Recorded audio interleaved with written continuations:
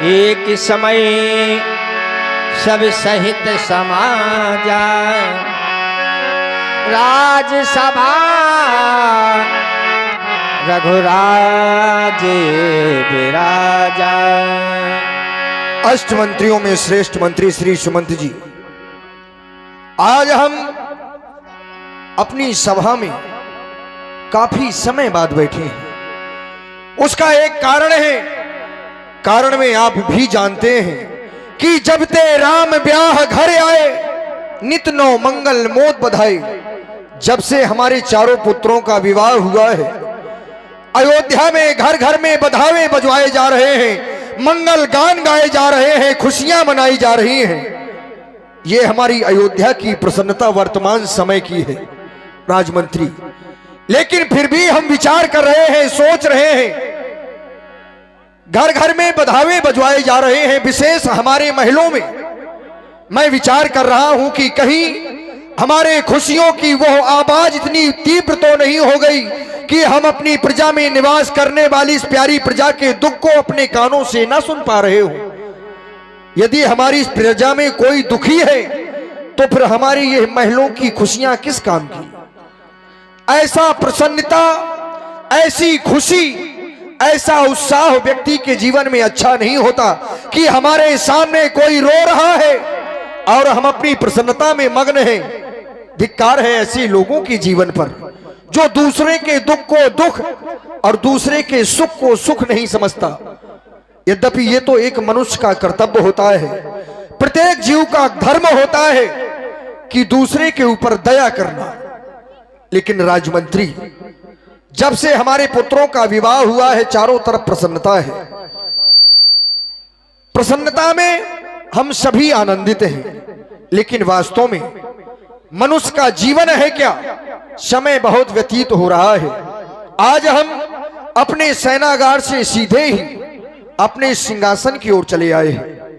आभास करते हैं कि मानो हमारे यह पूर्वजों का ताज कुछ टेढ़ा सा है, इसलिए चाहते हैं कि दर्पण की व्यवस्था की जाए, हम अपने इस ताज को सीधा करेंगे।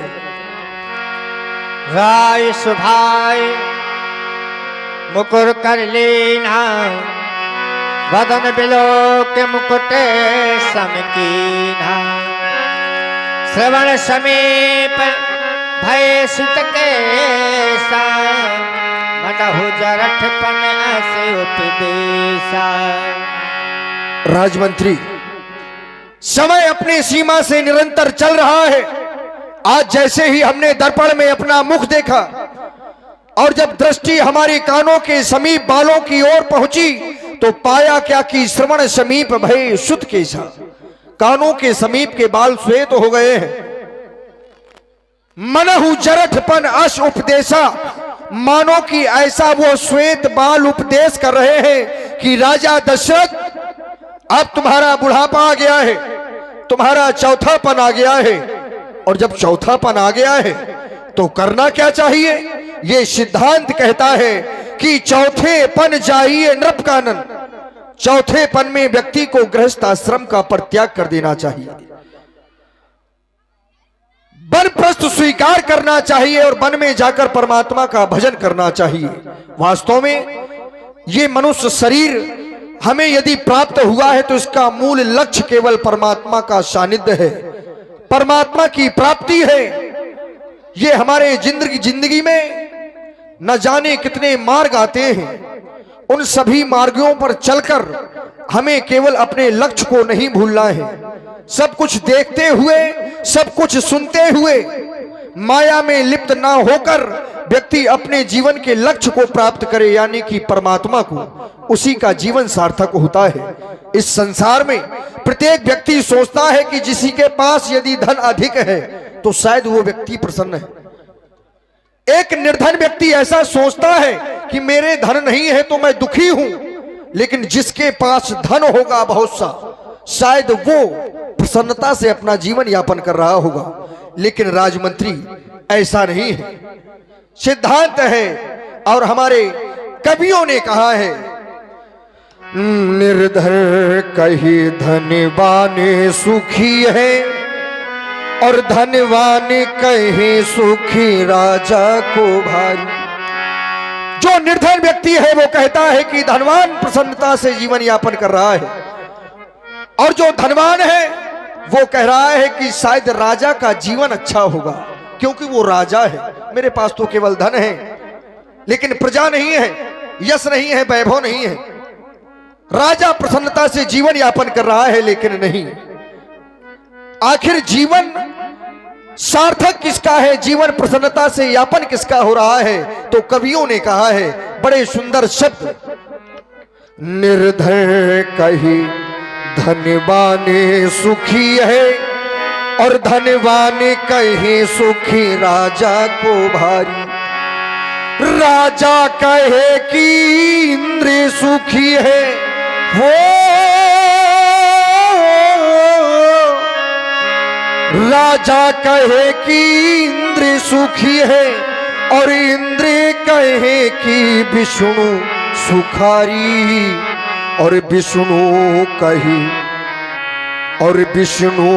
कही बस संते सुखारी, क्योंकि हर नाम बिना ये जगते दुखारी।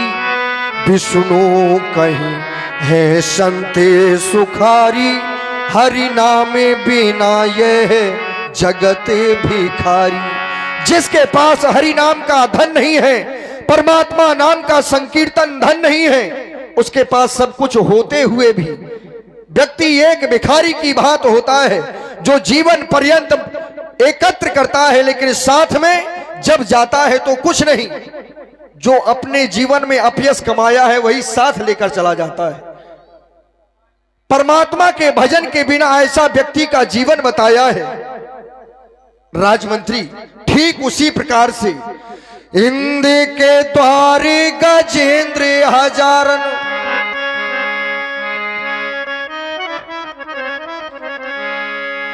इंद्र के द्वार गजेंद्र हजारन, सो इंद्रहु की कछु नाही घटी है, और बिन हरि नाम समझ जिए प्राणी, सो सुंदरी नारी की नाके कटी है।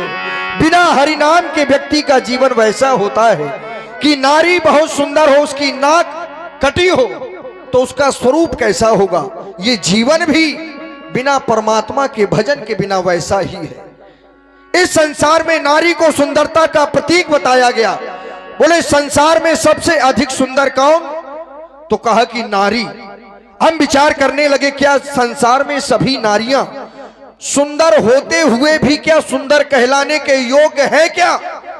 तो ना, प्रत्येक नारी संसार में प्रशंसनीय नहीं है, प्रत्येक नारी संसार में सुंदर कहलाने के योग्य नहीं है। फिर प्रशंसनीय कौन सी नारी है, सराहनीय कौन सी नारी है? तो कवि कहते हैं, मानिस कहते हैं, नारी की शोभा लाज से है। नारी वही सुशोभनीय है जिसके जीवन में लज्जा का समावेश है। नारी की शोभा लाज से है, धिक नारी जिसमें लाज नहीं, ब्राह्मण की शोभा ज्ञान से है, धिक ब्राह्मण जिसमें ज्ञान नहीं। यदि नारी की शोभा लाज से है तो ठीक उसी प्रकार से ब्राह्मण संसार में पूजनीय वही है, प्रशंसनीय वही है जो अपने निज ज्ञान से या शास्त्रों के ज्ञान से समाज का कल्याण कर सके। वही जीवन में ब्राह्मण प्रशंसनीय है।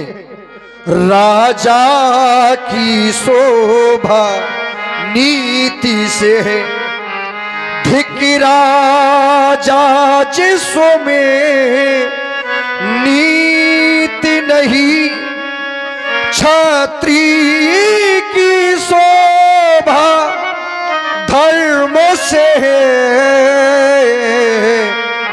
धिक क्षत्रिय जिसमें धर्म नहीं।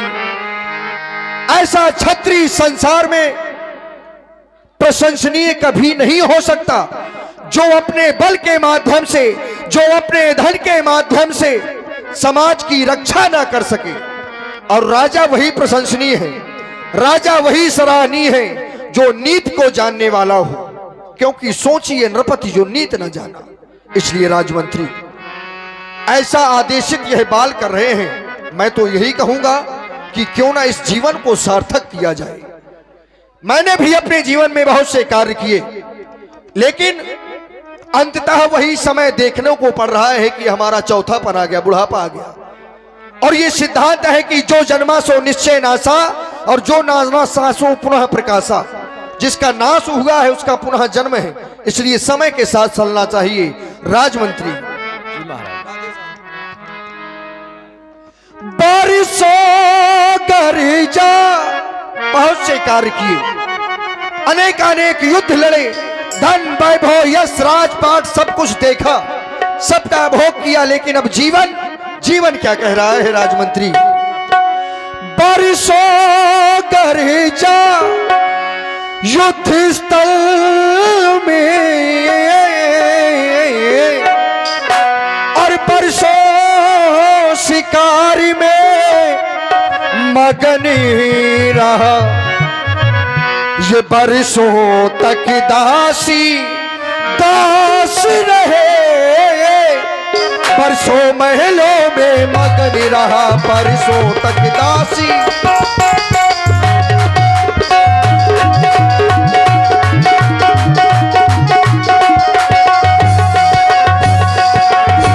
अब ये हृदय कह रहा है कि वो छोड़ छाड़ जग के झगड़े, वो बंदा तलाश कर मुक्ति का।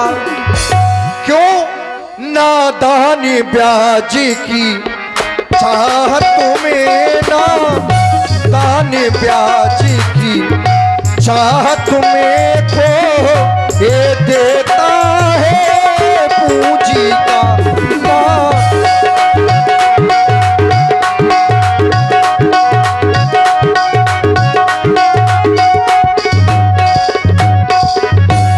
बस राजमंत्री, इसलिए चाहता हूं कि क्यों ना मैं इस प्यारी अयोध्या को एक नया युवराज देकर परमात्मा के भजन के लिए वन प्रस्थान करूं। चाह जीवन में कभी समाप्त नहीं होती, क्योंकि कामनाएं क्या बताएं, एक आए एक जाए। एक कहती धर्म कर ले, एक कहती धन कमा ले, और एक कहती झूठ है ये पाप पुण्यों की कथाएं। कामनाएं क्या बताएं, एक आए एक जाए। जीवन में कभी चाह कम नहीं होती, एक चाह होती है, एक चाह होती है। तो जीवन में कभी चाह कम नहीं होती, लेकिन चाय भी जीवन का कल्याण कर देती है। कैसे? ठीक उसी प्रकार से कि मानस मिश्री घोल के पीजे तुलसी चाय, तब वो चाय व्यक्ति के जीवन में सार्थक होती है, अन्यथा व्यर्थ में कुछ नहीं होता। आज हम अपने श्री गुरुदेव भगवान के सदन की ओर जाना चाहते हैं। बस हृदय में एक अभिलाषा है कि अपने ज्येष्ठ पुत्र राम को इस अयोध्या का युवराज बनाऊं और वन प्रस्थान करूं। आज के राज दरबार को यहीं पर विसर्जन किया जाए।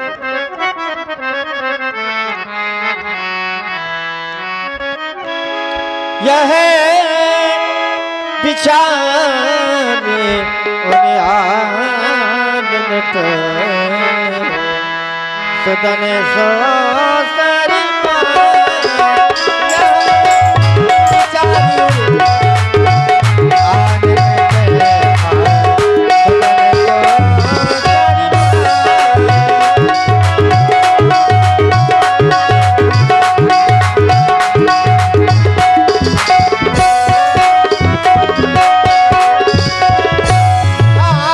प्रेमी पुलकी तन मुदिते मन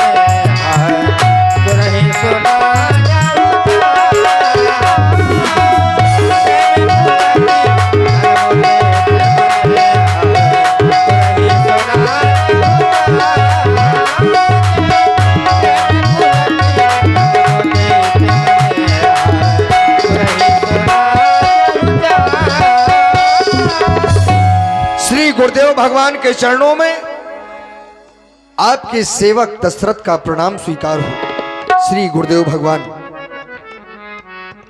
एक समय वो था कि जब मेरे जीवन में चिंता थी, तब मैं आपके समीप आया था। आपके चरणों की रस से मेरा जीवन आज प्रसन्नता से खिल उठा है। आज अयोध्या में केवल खुशियां ही खुशियां दिखाई दे रही हैं, लेकिन ये आपके चरणों का प्रसाद है, आपके चरणों का आशीष है कि ऐसी खुशियों में, क्योंकि जब व्यक्ति के जीवन में प्रसन्नता होती है, खुशियां अधिक हो जाती हैं, तो व्यक्ति अपने लक्ष्य को भूल जाता है। लेकिन आज आपकी कृपा से मैं अपने लक्ष्य को नहीं भूला। श्री गुरुदेव भगवान, कल राम का राज, आप इस संसार के नाथ हैं। मेरे जीवन में एक पुष्प खिला है, आप उस पुष्प को, खिलते हुए पुष्प को और भी सुगंधित करने का प्रयास करें। उरिका कमल खिला दो,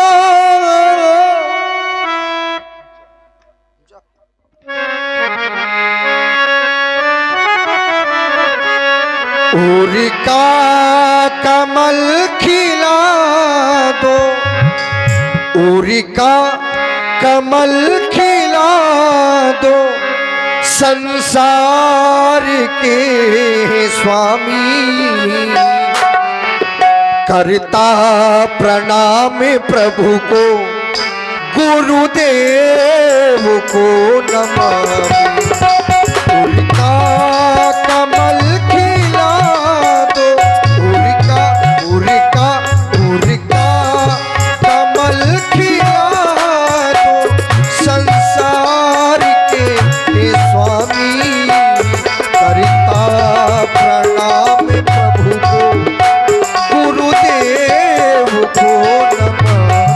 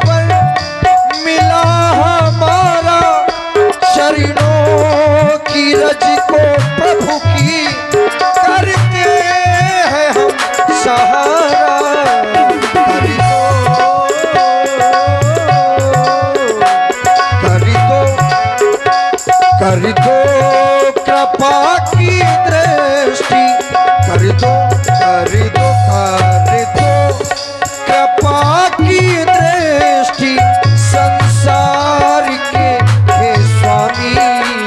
करता प्रणाम तुमको, गुरुदेव को नमामि।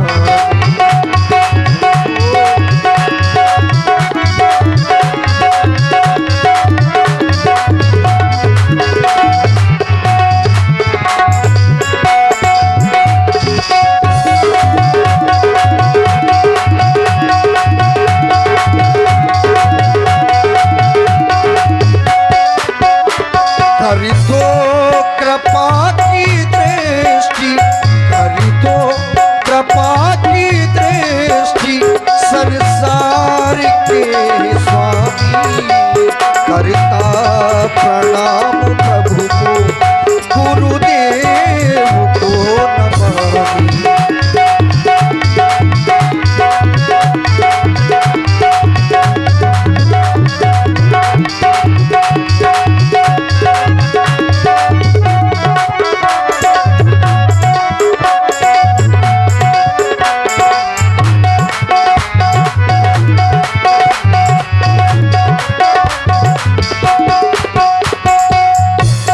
श्री गुरुदेव, मेरा प्रणाम स्वीकार करें।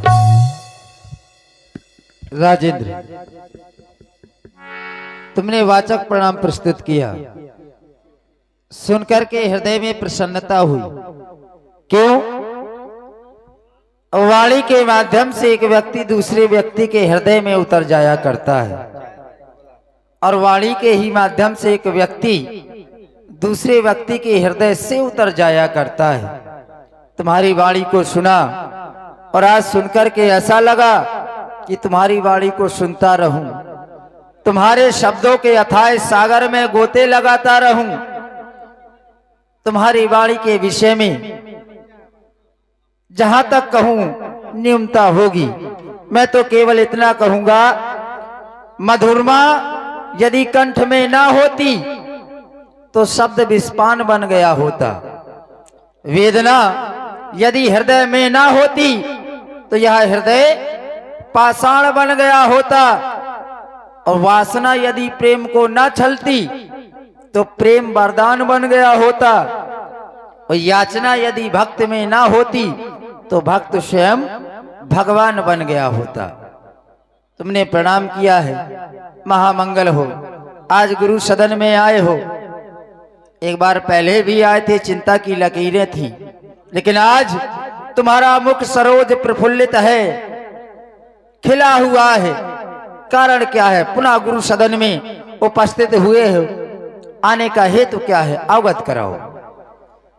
चिंता की लकीरें होती हैं और प्रसन्नता की रेखाएं होती हैं, क्योंकि लकीरें मिट सकती हैं लेकिन जो रेखाएं होती हैं वो प्रबल होती हैं।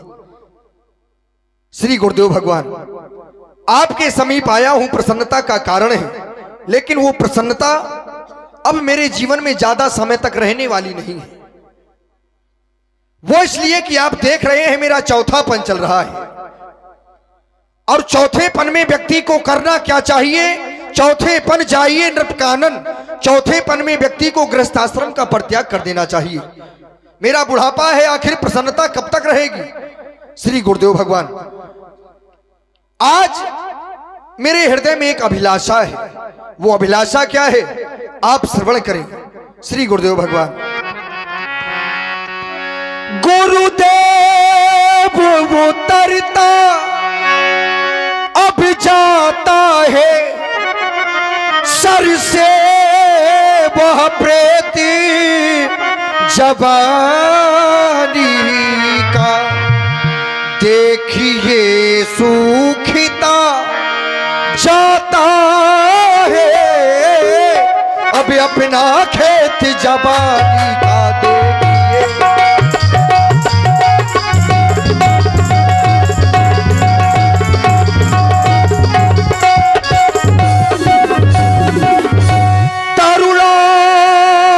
तरुणावस्था अब रानी है और ब्राह्दी अवस्था बादी है, और ब्राह्दी अवस्था बादी है।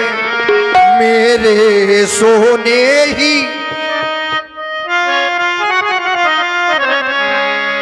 मेरे सोने ही सोने में हो रही चांदी, ये चांदी है मेरे सोने ही।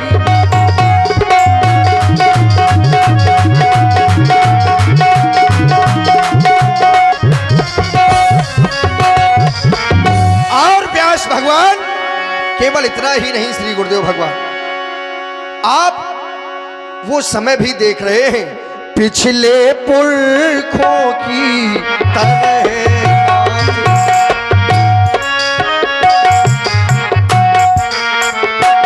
पिछले पुरखों की तरह नाथ,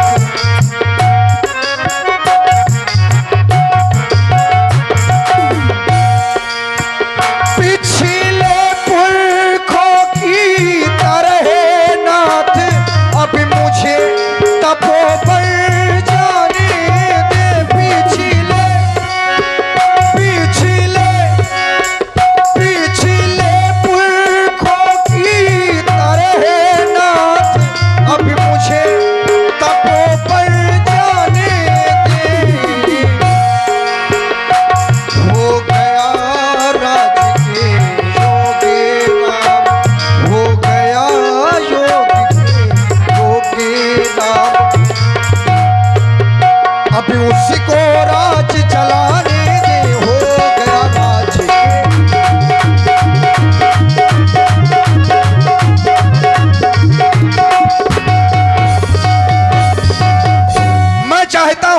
अपनी इस प्यारी अयोध्या को एक नया युवराज दूं श्री गुरुदेव भगवान।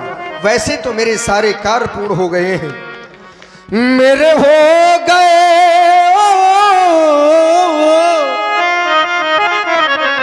मेरे हो गए सब काम, अभी सोचना है। वैसे तो मेरे सब काम हो गए, या ये कह दे कि हमें सोचना है, या फिर ये कह दे कि अब हमें सोचना है, क्योंकि जहां पर सोचना बंद वहां पर जीवन का निर्माण रुक जाता है।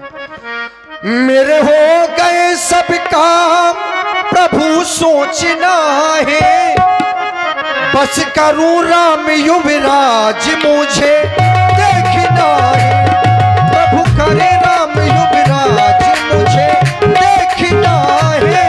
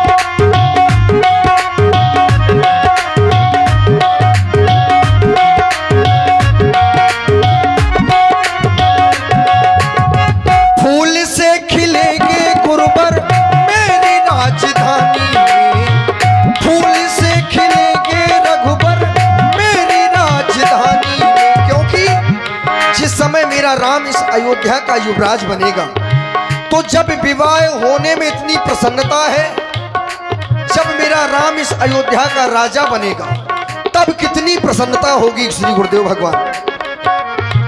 फूल से खिलेंगे गुरुवर मेरी राजधानी में, लेखनी चलेगी गुरुवर तब मेरी कहानी, लेखनी चलेगी गुरुवर तब मेरी कहानी।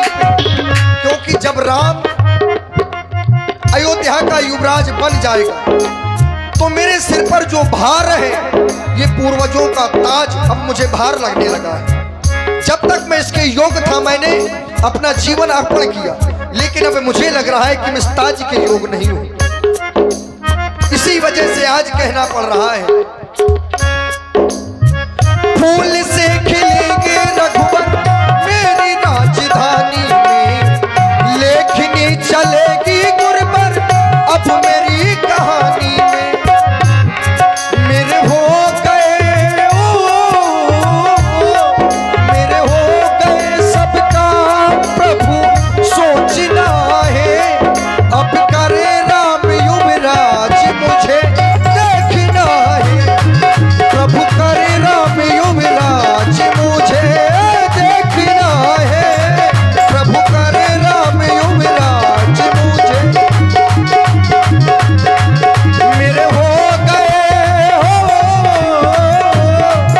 मेरे हो गए सबका प्रभु सोचना है, गुरु करे राम युवराज मुझे देखना है।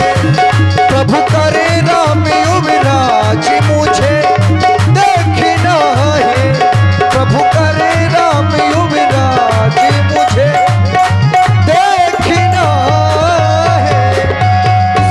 नाथ राम करिए युवराजू, करिए कृपा करिए समाजू, क्योंकि मैंने आपकी चरणों की सेवा करके सब कुछ श्री गुरुदेव भगवान आज तक प्राप्त किया है। मोहि समान अनुभवों न दूजे, सब पायो रज पायन पूजे। मैंने आपकी सेवा करके सब कुछ अर्जित कर लिया है।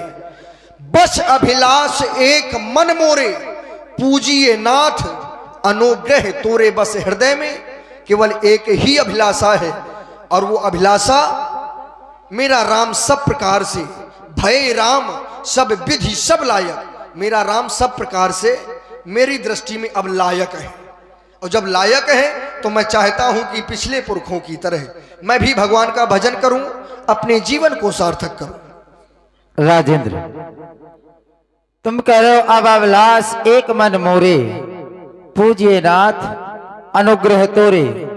और अभिलाषा भी व्यक्त की, नाथ राम करिए युवराजू, कहिए कृपा कर करिए समाजू। जब मैंने तुम्हारे जीवन के बारे में चिंतन किया, अभिलाषा के बारे में तो पाया क्या, राजन राउर नाम यश सब अभिमत दातार, फल अनुगामी महिप मन, मन अभिलाष तुम्हारे मन की अभिलाषा बाद में जन्म लेती है, अभिलाषा बाद में जन्म लेती है और अभिलाषा का फल पहले प्रकट, अर्थात तुम्हारे मन की अभिलाषा फल का अनुगमन करती है। फिर भी राम को राजा बनाना चाहते हो और उसमें हमारी सहमति चाहते हो, तो हम तो यही कहेंगे कि बुरे काम को जितना टालो उतना अच्छा। सिद्धांत है कि बुरे काम को जितना टालो उतना अच्छा और शुभ कार्य को जितने जल्दी कर दो उतना ही अच्छा। राम को राजा बनाना चाहते हो, हमारा आदेश है वेग विलंब न करिए निप, साजिए सकल समाज, सुदिन सुमंगल तबही जब राम होए युवराज। वही दिन मंगल है, वही दिन शुभ है जिस दिन तुम राम को राजा बना दोगे। श्री गुरुदेव भगवान, आपने कहा तुम फल अनुगामी हो। फल अनुगामी, कार्य करने की इच्छा बाद में जन्म ले, वो कार्य पहले हो जाए। तो क्या इस इच्छा से पहले राम युवराज हो चुके, क्या कहेंगे? ना, राजा हो चुके। मैंने, क्योंकि हो सकता है अयोध्या में बहुत दिन से बधावे बज रहे हैं और किसी को ये बधावे ना अच्छे लग रहे हो। मेरे कहने का तात्पर्य ये है, जो तुम्हारे मन में इच्छा जन्म लेती है फल की ओर अग्रसर हो जाती है, फल का अनुगमन करती है, फल की ओर जाने लगती है। ऐसा नहीं है कि फल तुम्हें पहले मिल जाए इच्छा बाद में, यानी इच्छा जो तुम्हारे मन में आएगी बाद में वो फल का अनुगमन करेगी, फल की ओर अग्रसर होगी। और तुमने एक बात और कही पिछले पुरखों की तरहनाथ, हाँ, केवल इच्छा ही अग्रसर नहीं होगी श्री गुरुदेव भगवान। यदि इच्छा हो और कर्म ना किया जाए तो क्या आपको फल प्राप्त हो जाएगा? तो कर्म तो हमारे हृदय में इच्छा है कि हमें स्वर्ग का सिंहासन मिले, तो स्वर्ग के सिंहासन में बैठने के लिए हमें कुछ कर्तव्य करने ये तो सिद्धांत है, उस योग बनना होगा। तो हमें कर्तव्य कर्म विशेष है भाई। सिद्धांत, अगर कर्म ना करेंगे, कर्माणि ही सिद्ध्यंति ना मनोरथ है, इसमें सिद्धांत है। कर्म करने से ही कार्य सफल होंगे, केवल इच्छा करने से नहीं। जिस प्रकार ना ही स्वतः सिंहस प्रविशन्ते मुखे मृगा, जिस प्रकार अगर सोता हुआ सिंह यह विचार कर ले कि कोई मृग मेरे मुख में आ जाए तो कैसे आ जाएगा, कर्म तो करना पड़ेगा। सिद्धांत है, भले ही तुम्हारी इच्छा फल का अनुगमन करती है, कर्म करना पड़ेगा। हाँ, तो वही तो हम कह रहे हैं कि फल अनुगामी केवल कह देने से कार्य नहीं, उसके लिए मैंने तुम्हारे जीवन के बारे में बताया था, मैंने ये नहीं कहा था कि तुम कर्म ना करो। मैंने चिंतन किया तो पाया क्या तुम्हारे नाम का ऐसा प्रभाव है कि तुम्हारी जो इच्छा है अनुगमन करती है, तो मैंने तुम्हें इससे अवगत कराया। तो इसमें विशेषता हमारी नहीं है श्री गुरुदेव भगवान। ऐसा हमारा हृदय कहता है कि सब पायो रज पायन पूजे, इसमें कृपा सब आपकी है। आपने कहा ये तुम्हारे भाव है, ये तुम्हारे मन के भाव है, इस पे मेरा कोई कटाक्ष नहीं है। चलो फिर चलें। जिस दिन राम को राजा बनाना चाहते हो बना दो। अवश्य। गुरुदेव भगवान के द्वारा कहा गया, जो पांचे मत लागे नीका करऊ हरस ही राम ही टीका। तो दो लोगों का मत प्राप्त है, श्री गुरुदेव भगवान और मेरा। अभी 3 बचे, तो फिर सेवक सचिव और श्री सुमंत जी मेरे समीप आओ।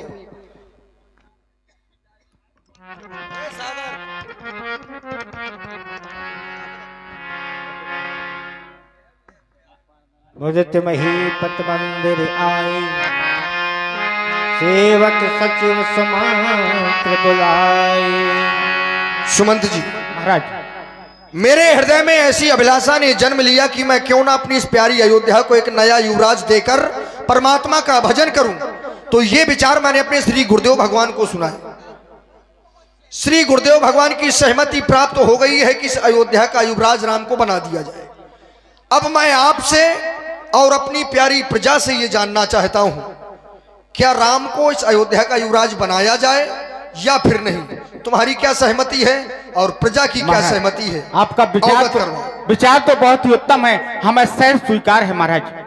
और प्रजा से पूछ लिया जाए, हम पूछ लेती तो पूछो। मैं अपनी इस प्रजा से ये पूछना चाहता हूं कि राम को राजा बनाया जाए कि नहीं बनाया जाए। सभी हाथ उठा करके बताएंगे, राम को राजा बनाया जाए कि नहीं बनाया जाए।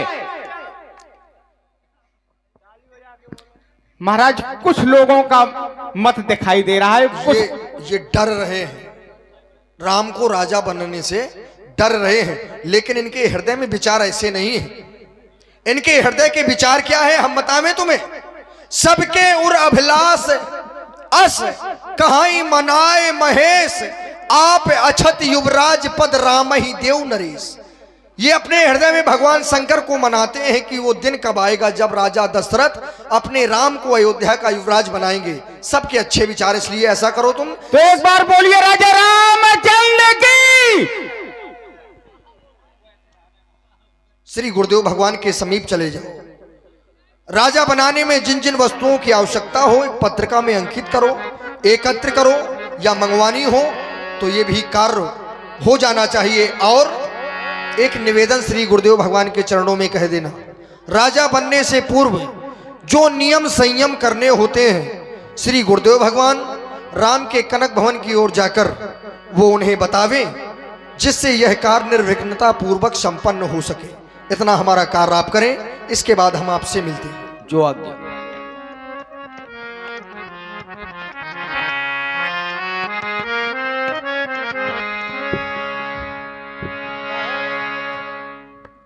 कहो भूपे मुनिराज करे, जोय जोय आलस हो।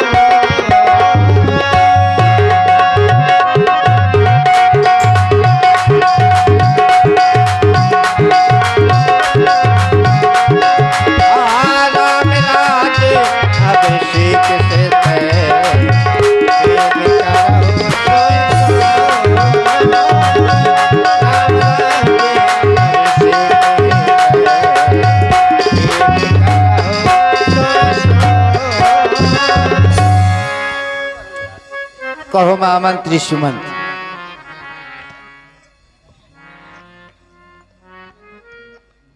पहले तो सर्वप्रथम इस सेवक का प्रणाम स्वीकार करें भगवान। मंगल हो तुम्हारा। महाराज ने कहा है जो राज्य अभिषेक में जो सामग्री लगनी है वो एक पत्रिका में अंकित कर दें। मंत्री सुमन जी, वैसे तो सारी वस्तुएं अयोध्या में ही उपलब्ध हो जाएंगे, लेकिन जो श्रेष्ठ है आनहु सकल सुतीरथ पानी, सभी श्रेष्ठ तीर्थों का जल एकत्रित करो। अयोध्या की प्रत्येक गली को सजवा दो, बाजारों को सुसज्जित करवा दो, आम केला फलों के वृक्षों का रोपण करो और रेशमी वस्त्रों का प्रबंध करो। जाओ। और कुछ कहा है महाराज ने? हाँ, एक अनुरोध और किया है। क्या? कि राम के धाम चले जाए। जो एक राजा को नियम संयम करने होते हैं राज्य चलाने के लिए, वो राम को बता दें। तुम राम को हमारे आने की सूचना दो, हम राम के भवन की ओर पधार रहे हैं।